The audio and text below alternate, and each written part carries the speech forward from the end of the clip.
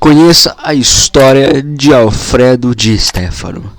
Nascido em 4 de julho de 1925 em Buenos Aires, Di Stéfano passou sua infância em bairros humildes. Trabalhou no negócio agrícola e de gado da família antes de sua estreia em 1944 no elenco do River Plate, clube ao qual retornou em 1947 para ser campeão nacional após ser emprestado ao Huracan.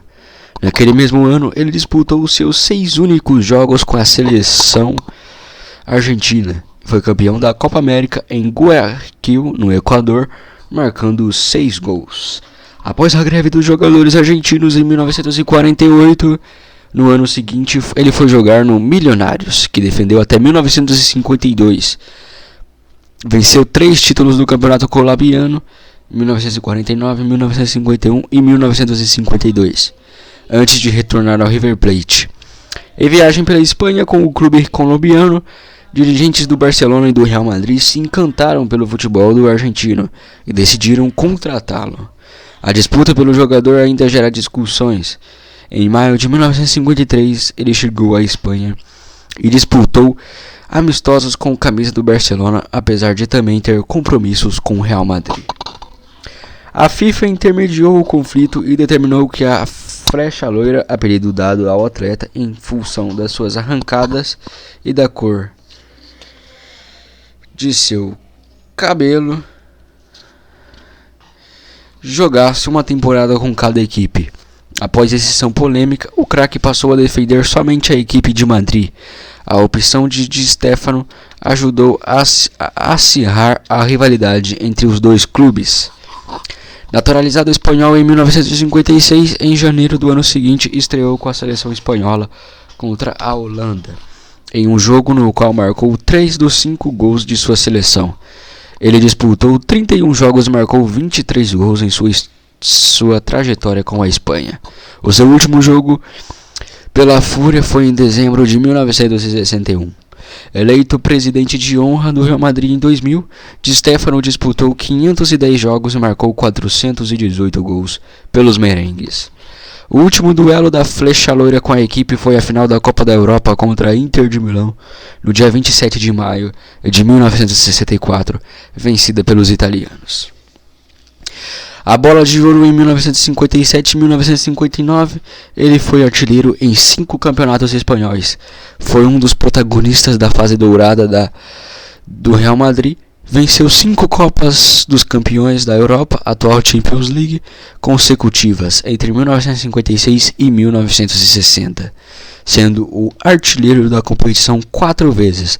Além disso, faturou a Copa Intercontinental, o atual Mundial de Clubes em 1960 e 8 títulos do Campeonato Espanhol, 1953-54, 1954-55, 1956-57, 1957-58, 1960-61, 1961-62, 1962-63 e 1963-64. E em 25 de agosto de 1963, Di Stéfano foi sequestrado durante 2 dias em Caracas por membros das Forças Armadas da Libertação Nacional Venezuelana, a FALN, que queriam derrubar o presidente Rómulo Betancourt no ano de 1953. O craque surgiu para o Espanyol, clube em que encerrou sua carreira profissional em 1966. Um ano depois, em junho de 1967, o Real Madrid fez uma homenagem ao atleta, com um amistoso contra o Celtic de Glasgow, quando ofereceu ao craque a medalha de ouro de mérito desportivo. Após o sucesso dentro de campo, ele seguiu no futebol como treinador. Seu primeiro clube nesta função foi o Elche, de 1967 a 1968. Na sequência, ele comandou o Boca Juniors, 1968 a 1970, clube com o qual foi campeão argentino em 1970. De volta à Espanha, ele dirigiu o Valência de 1970 a 1974 e venceu o título espanhol da temporada 1970 e 1971.